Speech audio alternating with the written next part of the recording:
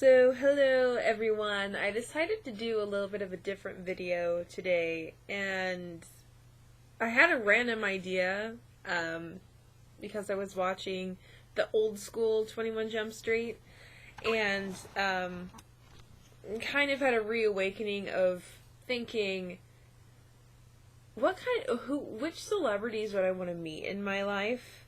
Because I know I'll never meet them, but if I could choose, like, a certain amount, who would it be and what order? And so this is going to be my list of my top 15 celebrities. I did include a couple of dead people in there, so I would say alive and dead, and my computer is glitching. That's not good. So feel free to make your own list and share it. I would love to hear what your choices are. Let's get started. Number 15 is Nicole Kidman. I have great admiration for her. She is a goddess. She's really, really just absolutely beautiful, and she's Australian, which is awesome. I've had a real draw to her films and the characters that she's able to play. They're pretty diverse, not as diverse as some other actresses can pull, but I mean, she's really good at portraying the uneven nature, I guess, of her characters. Yeah, it's kind of odd that she's at the bottom of the list, but it would be really cool to run into her, maybe if I was in Australia sometime, which is never going to happen, but if it did happen, that would be freaking cool. Number 14, Angela Bassett. And this is kind of a funny one, talking about diverse actors. I had never seen any of her shit until I watched American Horror Story Season 3, and I had no idea who she was. And that sounds kind of weird, but when I was watching her, I was like, holy shit, I love this woman. She's beautiful, she's strong, she's intimidating. I had no idea she was 55, or maybe she is 55 now. I don't know, but for her to be in her 50s and to fucking look like that, like, holy shit. And she's just kind of an intimidating woman and very strong, and I admire her a whole lot. Number 13, and I know I'm going to get a lot of flack for this just because she's like a cinematic icon, and it's kind of weird to have her so down on the list, but I put Julie Andrews. I know I'm going to get in a lot of trouble for that, so I apologize. I put her on that number of the list because she is so incredibly, just cinematically unbelievable, but also her singing is pretty great, and there's something about her that is so, like, regal and noble and just a classic, classy woman that she's been able to keep this kind of elegant plateau about her, press-wise, I guess. I don't know. It's hard to explain, and that doesn't make a whole lot of sense, but to me, it's nice to see an actress who didn't fall into the scourge of society. You know, she kept her wits about her, and she kept her class about her and her morals about her, and I admire that a whole lot, and that just got all fuzzy. Okay. Stupid camera. Number 12 is Tyler Perry, and my friends will get this, other people won't get this, and my phone's going off. Yeah? Possum problem. Be right back. Dogs killed a possum. Sorry about that. Where was I? Oh, Tyler Perry. So, his stuff, his work, is very, I connect to it a lot, and it's not the stories themselves that he tells, but the way that he's been able to construct them. And I watched his interviews, and he spoke about, in one interview, how Oprah inspired him to write, saying that writing is cathartic, and it kind of just releases demons and gets emotions out. And I've done that all my life. So to see him take that practice and put it into an art form and being able to share his stories with people, I found very, very inspiring. Plus, Medea's fucking awesome, so, I mean, come on. Number 11 is Queen Latifah, and that is kind of a strange choice. But I put her there because there's something about her free spirit and her joyous nature, and for her to be a bigger woman too, to be kind of within the minority of a lot of categories, and to still be a rock star and just fucking blow shit out of the water and just be the great, fun, caring woman that she is. I really, really enjoy that. Number 10, Kate Winslet. Now, I think I'm going to hit a point in this list where I'm going to be meshing all of the European people kind of together. But Kate Winslet, her work is just mind-blowing and absolutely just... There's something about her. She just brings such a strong presence and reality to her characters that I really enjoy. And not only that, but from watching her do like non-movie type of things and her talking in interviews and stuff, just her personality in general, kind of in the same way with Julie Andrews. It's not this conceited kind of, oh yeah, I'm a movie star, so you can't touch me, blah blah blah. But it's very very humble and down to earth, and she knows that she's a human being. She's not a god or anything. She's very much aware of who she is and how she is. It doesn't really think of herself as being better than anyone else. So it's nice to see people like her with such a huge amount of talent not let stardom get to their head. 9 is Tim Burton. And again, these are, a lot of people won't agree with my choices, but again, they're my personal choices, so if you don't like it, don't watch this. Tim Burton, his style has always been so fascinating to me. There's something about his stuff that is just addictive for me to watch. Even though it is pretty borderline creepy, I enjoy just watching his creativity just hit bizarre heights. I love the claymation stuff. That shit blows my mind. I would not have the patience to make my own claymation movie ever. But it's so cool to see somebody take a different form of art or a different kind of medium and turn it into a film. And they're not even, the stories that he comes up with are so absolutely strange and I'm going to say unconventional in air quotes, because to me they're conventional, but I'm sure to other people are like, what is this even about? Like, who would come up with this stuff? I adore it. It's just brilliant. It's dark, but it's brilliant, and I like the darkness, but, you know, to me, still to have a kind of mind like that is, it's just something I'm in awe of. Let's just say that. Number 8 is Tom Hiddleston. I don't really know how to go into this one because he is a fantastic actor. He's a redhead. Well, strawberry blonde. kind of redhead. Very tall, good dancer. He's British. Wickedly smart and humorous. He just watch his stuff. Just watch his stuff. I don't really think I need to explain that one. Just watch it. Just watch it. Okay.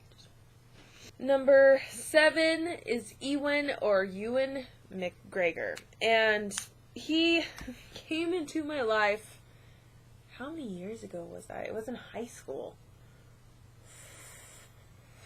5, 6 years ago. My friend Kurt. Hi, Kurt. My friend Kurt, we were waiting to get into our algebra class, or what was it? I don't remember what class it was. It was a math class. Of course, I don't really remember it. I try to shut all that stuff out because I hate math. And he started playing Moulin Rouge for me on his iPod, and I had never seen it before, but I instantly fell in love with Ewan. And the character of Christian, like, broke my heart. I watched the full thing with a friend of mine on Valentine's Day. And we could not stop crying. We literally, like, were holding pillows. We were, like, weeping. And holy crap. He's so good at showing emotion that,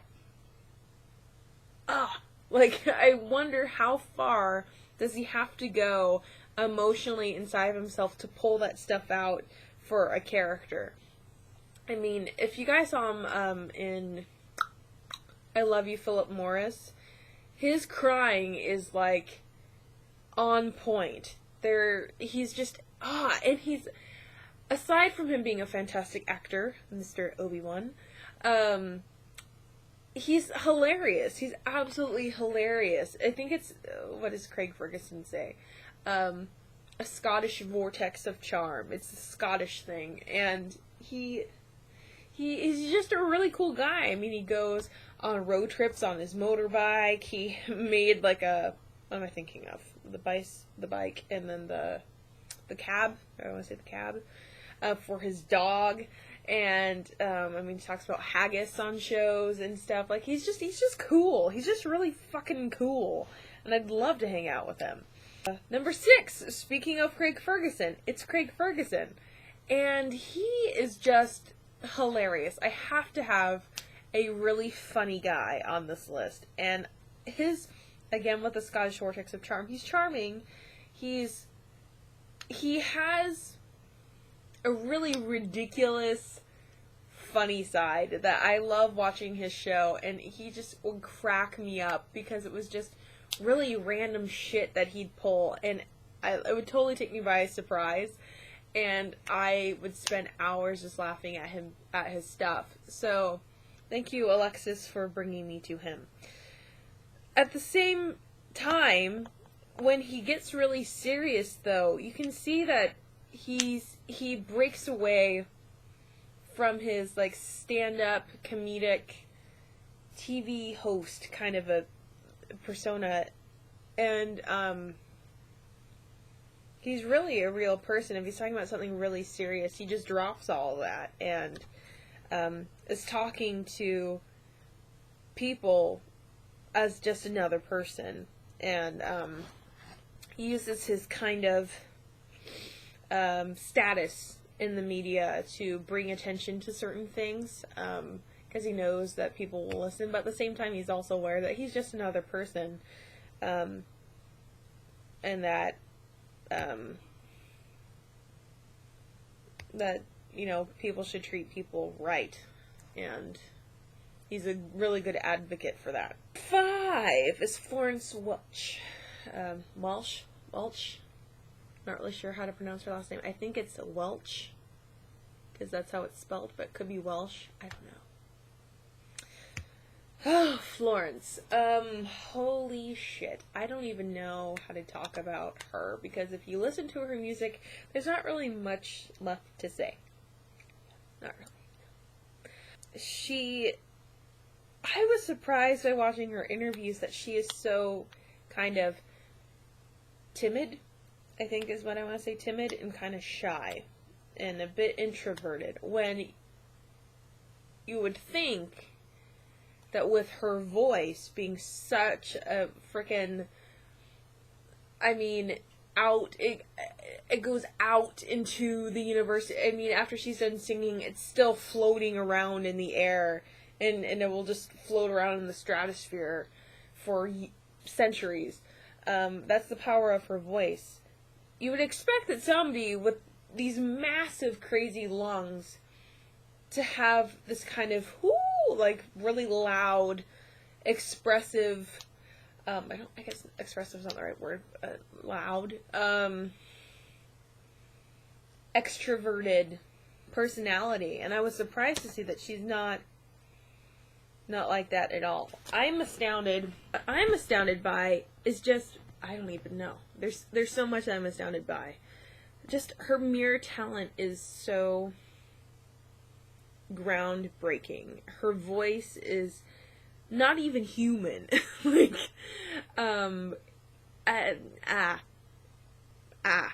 4 is Meryl Streep. And again, there are some people on this list I don't feel like I need to explain. Meryl Streep, holy crap. If I saw her in person, I don't know if I would faint. I might squeal. I might try to walk up to her and then chicken out, turn around, and then run into the person right behind me and fall on the ground and create a scene. You know, that kind of a thing. Meryl Streep. Talking about one of the most diverse actresses on the fucking planet.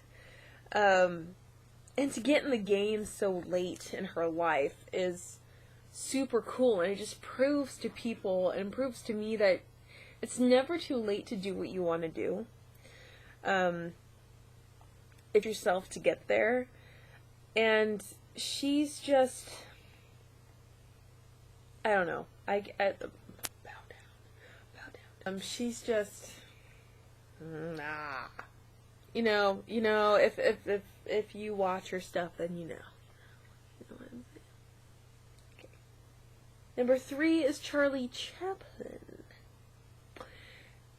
Yes, I have a dead person on this list, and I fell in love with Charlie Chaplin 2 years ago? I was in it was some film class, and I had never seen any of Charlie's stuff before. I know that people talked about him. I didn't really know who he was. I knew kind of what he iconically looked like, but I didn't get what the big deal was. And we watched The Gold Rush, and that was the first Charlie Chaplin movie I'd ever seen 2 years ago. And I instantly fell in love with this man. I mean, he, to have such an intuitive sense of what hits a person's funny bone. I mean, he understood timing perfectly, the tricks that he would use, and his facial expressions to tell an entire story without saying a word, and just using his face is, I mean, that's mastery. There's no way that you could top that, and he was a king of his art form. I mean, nobody else could do what he did. I know Buster Keaton was a close second, but in my eyes, Charlie was like, like you couldn't touch him. With that being said, there are some clips on YouTube of him out of character when he first bought his studio. I think it's called, what's it called? How to Make Movies. I think it's in 2 parts. And you get to see him out of character, his young, really kind of cute self.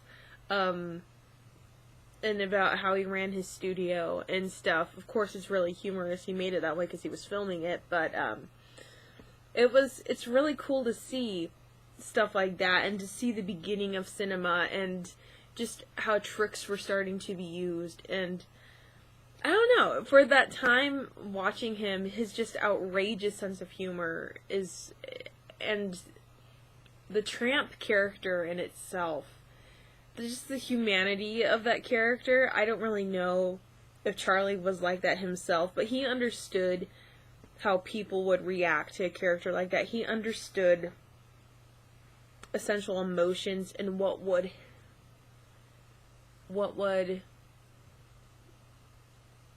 he just knew. I don't know, I guess I would say that he was really kind of, he had to be intuitive enough or empathetic enough to know how to make people react emotionally to this character. Because I know that sometimes when I watch his stuff and I watch what happens to the tramp, just what happens to his face, the circumstances, my heart kind of breaks. And, I mean, not a lot of whole people can do that. And it's just simply just by a look on his face. And it's very, very moving. So, yeah, I would love to meet Charlie Chaplin. Number 2, I'm ending my top 3 with men. Number 2 is Elvis Presley.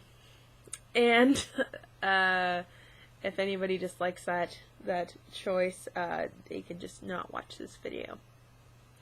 I grew up listening to Elvis. My mother would play him in the living room when we would do house cleaning, and I just grew up listening to his music. I always enjoyed it. There was just something about it, his voice, that I was drawn to. It wasn't until much later in my life. I never really knew. I mean, I'd seen like pictures of him, or like at antique stores, like statues of him and stuff. I had an idea of what he looked like. It wasn't until much later that I watched some of his movies, which are alright. I think he couldn't do the serious roles very, very well.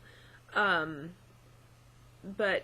he was actually, if you guys look up Elvis Presley being funny, he could have had his own fucking stand-up show. Yeah, he was probably high half the time in the older ones, but like, meaning older ones, meaning him being older.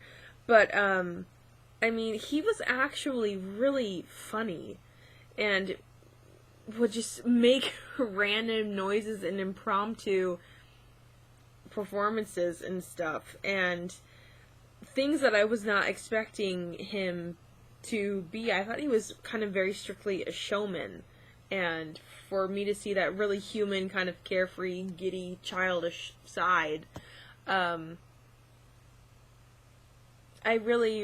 don't know, it made me really happy to think that, you know, underneath the whole king of rock and roll, iconic figure that he was still just a guy. And number 1, to anyone who is friends with me should not be surprised with this, Johnny Depp is number 1. And here are the reasons why. Though a lot of people would put Elvis as number 1, I did not have any kind of sexual awakening with Elvis. I did with Johnny. And I fell in love with Johnny Depp when I was 10 years old. And so, the funny story behind that was, when Pirates of the Caribbean came out, my initial instinct was that I had a massive crush on Orlando Bloom. I really thought he was cute. I liked his character. So I kept watching Pirates of the Caribbean over and over and over again. But then I started noticing Jack, and I'm like, well, who's this guy? Like, you know, and I started to get drawn to his character. I didn't even think about the actor. I just thought of the character. I'm like, man, I kind of, you know, I really like him. I thought he was just very cunning and smart and clever, I guess, as well as being funny and kind of a doofus. Did I just call Jack Sparrow a doofus? So the more I kept watching the movie, the more I was drawn to the creation of this character. I'm like, well, who is the actor? Because I'd never seen Johnny before in anything else in my life. And yeah, the first Johnny Depp movie I ever watched was Pirates of the Caribbean. And then I looked Johnny up, and the more I read about him and the more I watched him, the more attracted I was to him, and the more I kind of wanted to know about him and just kind of what he did and the kind of characters he made. And it was because of him that I wanted to be an actress for forever. And just the freedom that he had to be whoever the hell he wanted to be and do it brilliantly and kind of seamlessly, in my own opinion. So after that whole initial falling in love stage, I mean, I started collecting his movies. I started watching anything with Johnny in it. And I think what's crazy cool about him is, even though he just got in trouble in Australia for bringing his frickin' Yorkies over without getting permission, he doesn't really give a shit. And I think that's kind of what I like about him. He really doesn't care. He doesn't care about impressing people. He doesn't care about if you like him. He, I think he's grateful for the people that do like him, but if you don't like him, then it doesn't really mean anything to him. It's no skin off his nose. I mean, it really doesn't matter. I think he wants to do what's right by him, and he just wants to be a good person. He just wants to do what makes him feel comfortable, and I think after his 21 Jump Street phase, he was really kind of sick of being this kind of fake personified, like, baby-faced piece of meat, and the publicity made him really uncomfortable, and it would make me uncomfortable, get out of my face. So it's cool that he was able to get out of that and kind of just stick to whatever the hell he wanted to do to make himself comfortable. And he's been able to do that since. Do what he knows he's good at, try on characters that are very unconventional and different, and just be able to get out of himself and create new stories through these characters. It's because of him that I wanted to be an actress, and deep down I still do. I know it's not, I don't know, maybe that's something I'll tackle later in life, but he inspired me and helped me get through a lot. That sounds really weird, but truth be told, that's kind of how I see him. So anyways, that's my top 15 list of celebrities that I'd like to meet. I'd love to see what your lists are. I mean, you could write them in a comment down below. You can make a response video with your top 15. It was just a completely random thought that I had, and I thought I wanted to share it. So, there you go.